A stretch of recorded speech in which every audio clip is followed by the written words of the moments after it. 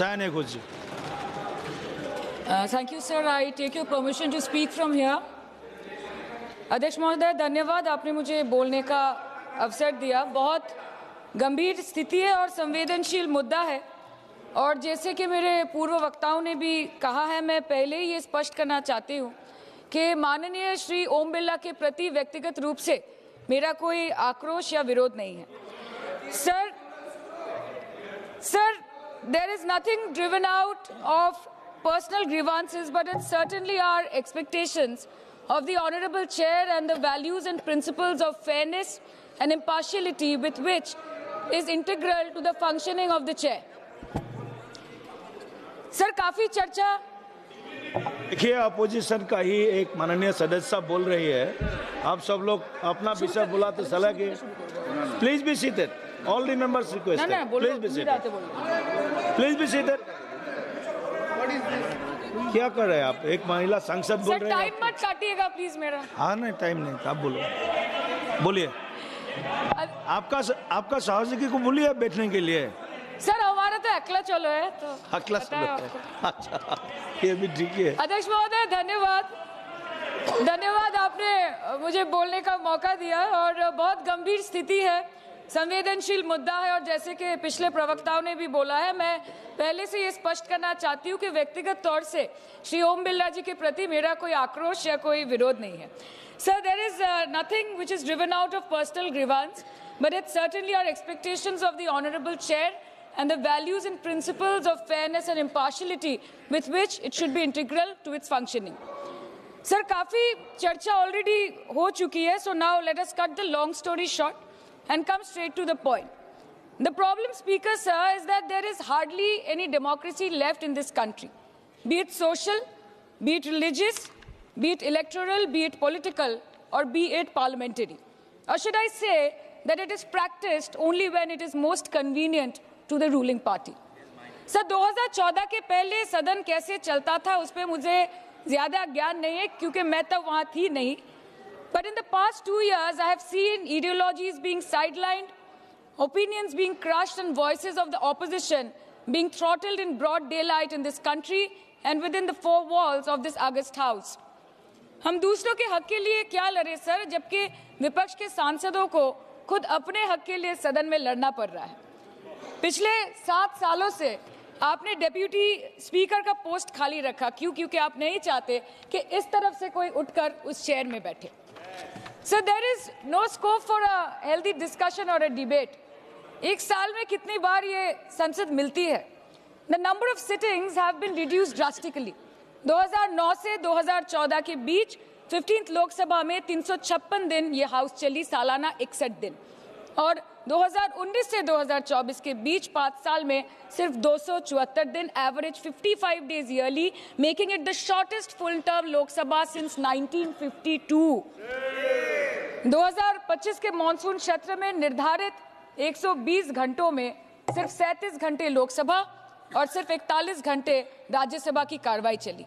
2025 में टीएमसी के राज्यसभा के माननीय सांसद श्री डेरेक ओब्रायन जी ने प्राइवेट मेंबर्स बिल के माध्यम से ये प्रपोज किया कि एटलीस्ट सालाना 100 दिन ये सदन बैठे।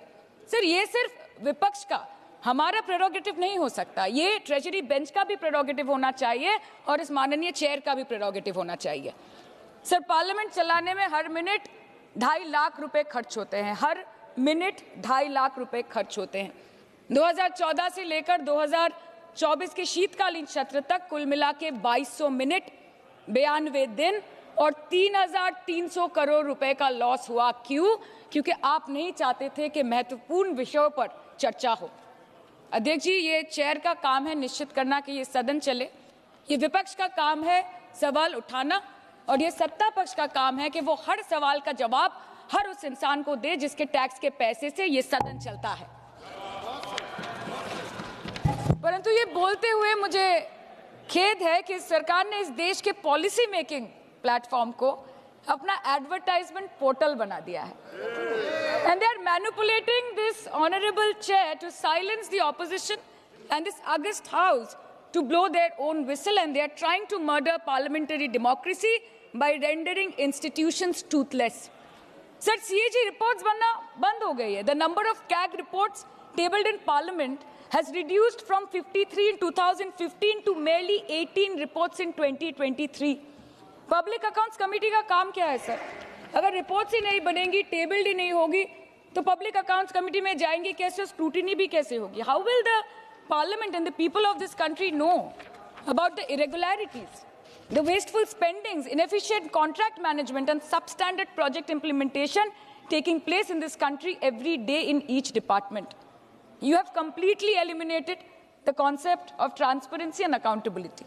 The BJP government merged the 92-year-old independent railway budget with the union budget 2017. जब हमारी ऑनरेबल CM माननीय ममता बनर्जी यहाँ की रेलवे मिनिस्टर थी, तो तब पूरे देश के लोगों को अवगत करती थी कि रेलवे के क्षेत्र में इस देश के किस कोने में क्या काम हो रहा है, चाहे वो स्टेशन हो नए नए या नए रेल हो या फिर नए कितने सारे इंजन्स बने, कितने सारे रेलवे की गिनती बढ़ गई कोचेस की, सबको पता चलता था। और आज यूनियन बजट में रेलवे जैसे एक इम्पॉर्टेंट कमोडिटी जिसके साथ देश के 20 से 30 करोड़ लोग ऑन अ डेली बेसिस जुड़े हुए हैं, उसका शब्द, उसका नाम तक लिया नहीं जाता। आप ओवरनाइट रात के 12 बजे 1 बजे बिल्स लेकर आते हैं, और सामान्य बिल्स नहीं सर, बिल्स जो लोगों का वर्तमान और उनके भविष्य के साथ डायरेक्टली जुड़े हुए हैं। Farm laws, Waqf, BNS, the Constitution 13th Amendment Bill 2025, which says removal of ministers on detention, changing Manrega to VBG Ramji, and you expect us to read, research, review and rise to speak on it within 12 hours of it being brought? Sir, these bills, these legislations require attention to detail. They need to be thoroughly researched. Sir, हम करें भी तो करें क्या, जाए भी तो जाए कहाँ?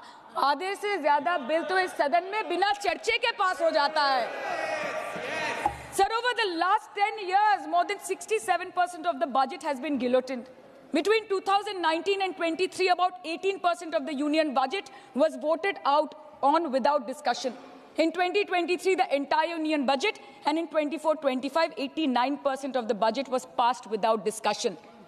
एक साल चुप बैठने के बाद ऑपोजिशन के दबाव में आकर आप मणिपुर पे चर्चा करने पर मजबूर हुए, और किया भी तो कब, रात के 2 बजे जब देश सो रहा था।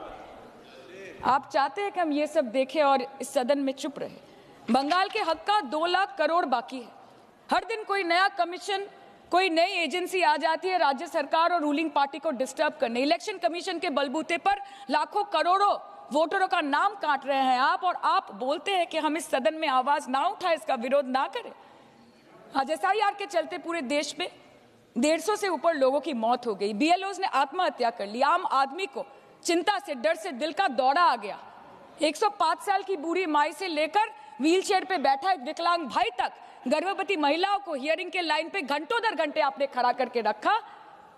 मतदाताओं के पहचान को, इस देश के मतदाताओं के पहचान को, 100 साल से इस देश को अपना घर, इस धरती को अपनी माँ समझने वाले हर धर्म, हर समुदाय के लोगों के आत्मसम्मान को दिन दहाड़े अपने पैरों तले कुचलने का काम किया है आपने, और आप कहते हैं कि हम विरोध ना करें और हम चुप बैठे।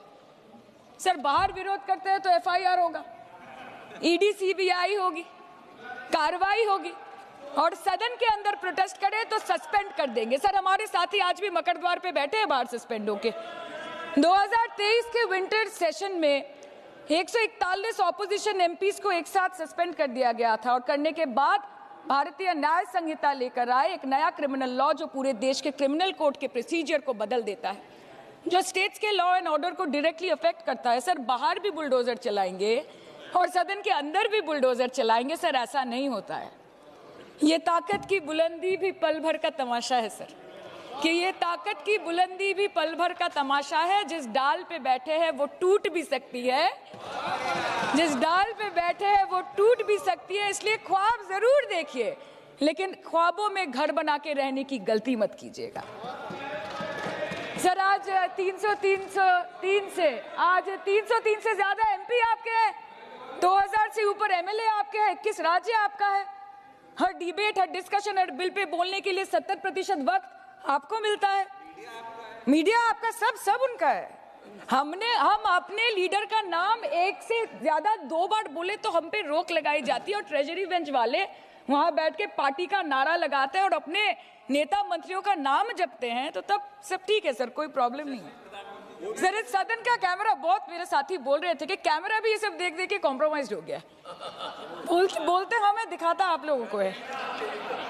माइक जब हमारी बातें खलने लगे तो माइक ऑटोमेटिकली ऑफ हो जाती है सर, ये पता है सबको। मैगजीन दिखाना, किताबों से कोट करना राहुल जी, अखिलेश जी, अभिषेक जी को अलाउड नहीं है, पर ब्लू आइड बॉय को अलाउड है सर, अलाउड है सर। मैं नाम नहीं ले रही हूँ, अच्छी बात बोलिए। आप सही कहते हैं सर कि देश देख रहा है, देश सच में देख रहा है कि कैसे ऑपोजिशन आ भी करती है तो हो जाती है बदनाम, और वो कत्ल भी करते हैं तो चर्चा नहीं होता। और हम मानते हैं कि एलओपी का सलाहकार कोई नहीं है सर, परंतु प्रधानमंत्री जी का सलाहकार बनके उनको सदन में आने से रोक दिया ये कहकर कि महिला सांसदों से उनको खतरा है। सर आपने तो हमको देशवासियों के सामने आतंकवादी बना दिया, और जबकि असली आतंकवादी इस देश में साइकिल चला के घुस जाते हैं और पैदल वापस चले जाते हैं, आप उनको रोक नहीं पाते।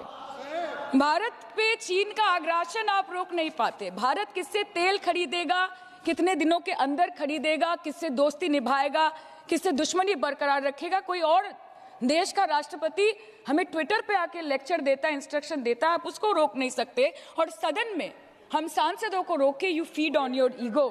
सर कृपया इतना भरोसा रखिए कि लड़ाई नीतियों की है, विचारों की है, आपके और हमारे परिवारों की नहीं, इस देश के लोगों के अधिकार की है। हाँ लड़ते हैं हम आपसे, हम लड़ते हैं आपसे, संविधान हाथ में लेके लड़ते हैं, हाथ में हमारे तलवार नहीं है सर। और सर ये देश के लोग समझ गए हैं कि आपको महत्वपूर्ण विषयों पर बात नहीं करनी है, विषय पर भी आइए, विषयों पर बात नहीं करनी है सर, के ऊपर चर्चा चल रहा है, पार्लियामेंटरी प्रोसीजर कभी सर, मुद्दे पर भी आना कीजिए, चर्चा नहीं मुद्दे करनी पर है आइए, सर, ठीक है। बेरोजगारी पे चर्चा नहीं करनी है, हाँ जी, शिक्षा पे नहीं करनी है, स्वास्थ्य पे नहीं करनी है, बजट पे नहीं करनी है, प्रदूषण, एसआईआर, डिफेंस, विदेश नीति, नेशनल सिक्योरिटी पे नहीं करनी है, एप्स्टीन फाइल्स पे नहीं करनी है। मुद्दा है स्पीकर्स का रिमूवल, उसके ऊपर बोलिएगा। के सिर्फ वाह मोदी जी वाह करना है सर, कीजिए, पर आपसे विनती इतनी है कि डेमोक्रेसी को बचाइए और कृपया इस सदन को किसी पार्टी ऑफिस मत बनने दीजिए सर, यही दरख्वास्त है। क्योंकि ये सदन जैसे हमारे आदरणीय प्रधानमंत्री के लिए मंदिर है, वैसे हमारे लिए भी मंदिर है, और गणतंत्र हमारी पूजा है, संविधान हमारी गीता है। और इस मंदिर में बैठ के अगर कोई झूठ बोले और गीता पे हाथ रखे, कोई अन्याय करे, तो sir all India Trinamool Congress जो इस देश की 3rd लार्जेस्ट ऑपोजिशन है, that will surely not pander or surrender to your step motherly or should I say step fatherly attitude। अंत में अध्यक्ष महोदय मैं पुनः ये कहना चाहती हूँ कि ओम बिरला सर से व्यक्तिगत रूप से मुझे कोई भी विरोध नहीं है, और मुझे ये बुरा लग रहा है कहते हुए कि मैं पहली बार की सांसद हूँ और मेरे पहले टर्म में उनके विरोध में मुझे ये अविश्वास और अनास्था प्रस्ताव लाना पड़ रहा है। मैं चाहती हूँ कि उनकी चेहरे की हंसी सदैव बरकरार रहे, और इसी संदर्भ में मैं एक शेर कह के अपनी बात खत्म करना चाहती हूँ कि तू लाख बेवफा है मगर सर उठा के चल, कि तू लाख बेवफा है मगर सर उठा के चल, दिल रो पड़ेगा तुझे पशेमान देखकर। Thank you so much. Thank you. Honourable members, ET